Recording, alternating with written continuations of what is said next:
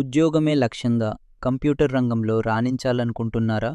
పొదిలిలోని JB Infotech మీకు ఆహ్వానం పలుకుతోంది. డైరెక్టర్ జిలానీ బాషా. మా చిరునామా ఇమంసా హాస్పిటల్ ప్రక్కన, విశ్వనాథపురం, పొదిలి. మార్కాపురం జిల్లా కనకలమెట్ల మండలంలో విషాదం చోటు చేసుకుంది.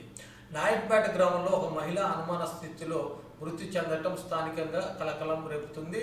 ఇంకా వివరాలకు వెళ్తే నాయుడుపేట గ్రామానికి చెందిన బొప్పూరి గ్రేస్ రత్తమ్మ అనే మహిళ గత కొంతకాలంలో ఇంకా ఇంట్లో ఒంటరిగా జీవిస్తున్నారు. బుధవారం రాత్రి యథావిధిగా నిద్రపోయిన ఆమె గురువారం ఉదయం ఎంతసేపటికి బయటికి రాకపోవడంతో స్థానికులు అనుమానం కలిగింది. లోపలికి వెళ్లి చూడగా రత్తమ్మ అప్పటికే మృతి చెంది పడి ఉండటాన్ని గమనించిన గ్రామస్తులు వెంటనే ఆమె బంధువులకు సమాచారం అందించారు. ఘటనా స్థలం చేరుకున్న బంధువులు రత్తమ్మ మృతిపై పలు అనుమానం వ్యక్తం చేస్తూ పోలీసులకు ఫిర్యాదు చేశారు.